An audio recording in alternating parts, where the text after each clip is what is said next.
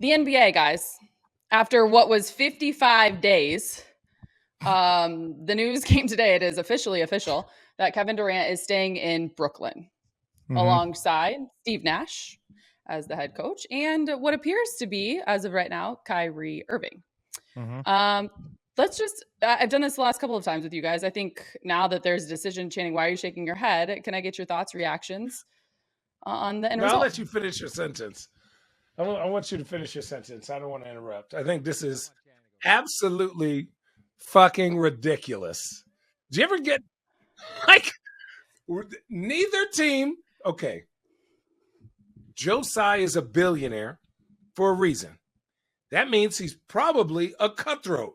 When KD came into the room and tried to use no leverage, and you know how you get in an argument, maybe with a loved one, and you know you've lost a fight. Just say your wife. Yeah, well, right, whatever. Just say and your all wife. of a sudden you see how you lose that. See, I try to tell a story and tried to go around like names. He's like, when you get into an argument with a loved one, Chang doing the same shit, trying to protect the innocent, which is him. Which is smart. Channing, continue. Bro. That's so why I didn't say names. But like, what leverage does KD have? Like, two things that are immovable in this league. When you're a top 3 player, and then when you have 4 years left on a contract. Ooh. Like, not one, okay, you can move. You can get something. Maybe. I'm not re-signing. Maybe. I'm not re-signing. Get assets 3? For me now. 4? Yeah, hold on. 4 years. Let me give you my whole team for a guy that probably might be here 2 years or until he's bored. No, thank you. And then number 2, how do you, if this happened, and we're just going by speculation that this is how he walked in.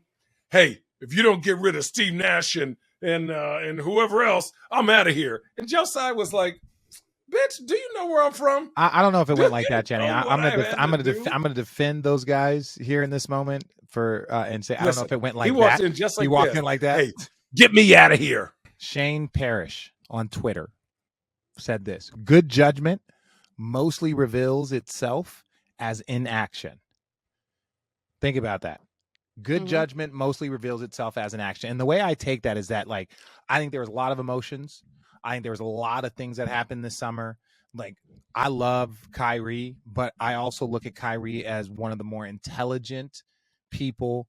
Like when it comes, like he's got some other interesting things, but Kyrie is also intelligent, right? Make no mistake. And I think Kyrie, as an intelligent man, would realize that if he was running the Nets and he was Joe Tsai, that he might have issues with the way the team and he has performed over the last few years. You can understand if you can't get an elevated view of why there might be pause. It ain't his talent. It's not his talent. He's one of the most talented guys we've ever seen. Still is. He's in the prime of his career.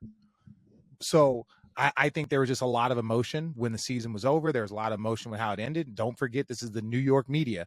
There's a different monster. And I know it's the Nets and it's not the Knicks, but at the end of the day, those two names, KD and Kyrie, they still sell newspapers. They still get clicks. It don't matter if it's New York or Nets. And so even though they're the second team in town, that, like, they were the story in town. So I get that there's a lot of stress. And so when I say that inaction, I mean, who knows where this is going to go? Who knows if this is going to last, how well they're going to play? But make no mistake, those two players and Ben Simmons and Joe Harris and, the team that they could have assembled, and now that they know there's other guys that can also be signed, that team's still a top 4 team, if not high. They were number 1 when KD sprained his ankle and Kyrie had not played all year. And James Harden was still this version of James Harden, which was probably closer to like a 20-10 guy, which is great, but he's not the 35-7 guy.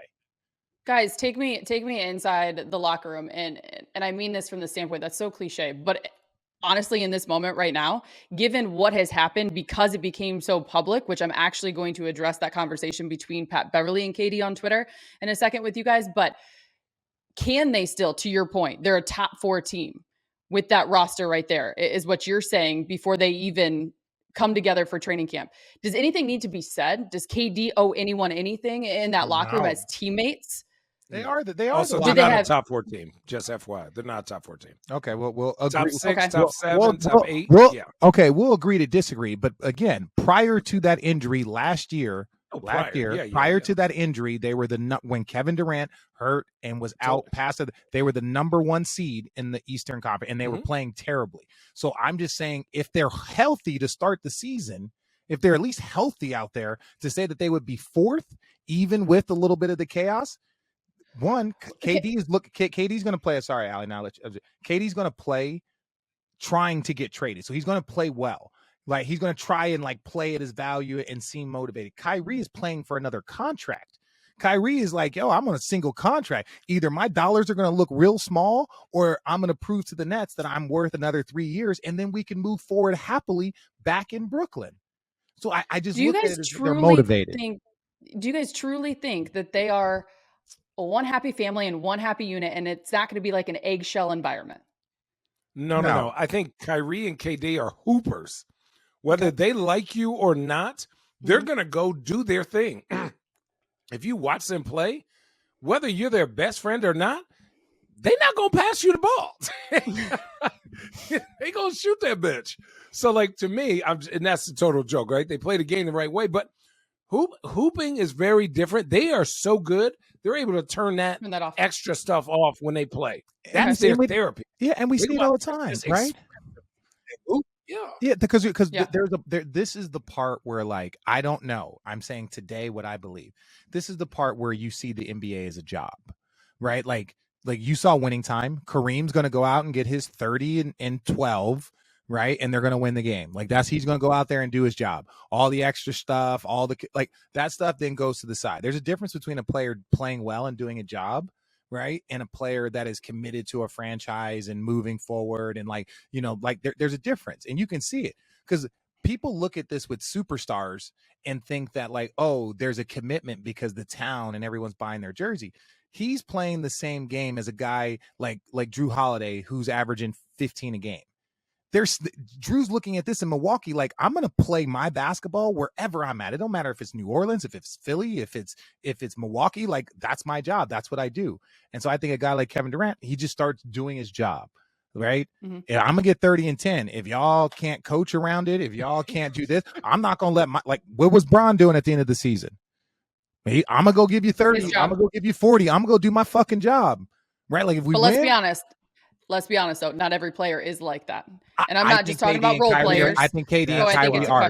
Yeah, KD and Kyrie are. Yep. Yes. I'm not saying that like him, but I'm saying as far as like their professionalism, and Kyrie calls it the art and all that stuff. Yeah. Go be a professional. By the way, we are going to, this is just a little teaser. We have our road trip and time machine returning this segment, and we're going to dive into episode 7 with Kyrie Irving, which sheds a lot of perspective. We're not taking any credit, but it'll be interesting. So you'll want to hear that. What are we going to do? The Channing time machine, the hot tub time machine. We're just gonna dive in it. God.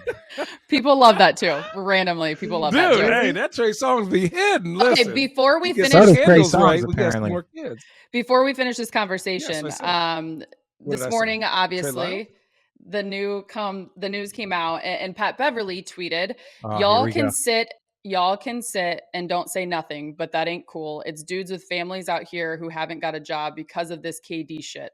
And to be on and off ain't cool. Blessing, gang. KD then responds with that ain't his fault. Hang on. Hashtag blame KD.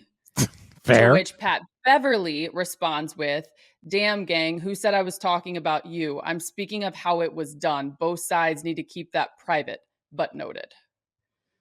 No. Well, they're both being sent. Like, they're both being in this moment.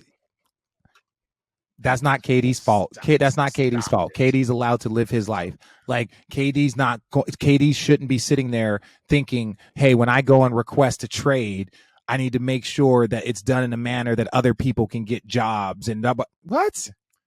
No, that's not how this is done. KD eats don't make nobody else shit. Yeah, listen. And this is professional sports. Stop it. Nobody gets what? Be without better. Me. Be better. If you don't want to wait, be better. Be better. They would have came and got you. Listen, I signed contracts on July 1st, and I've signed contracts on August 1st. I know where my pecking order is, right? I know where my pecking order. And look, at the end of the day, a roster spot is a roster spot.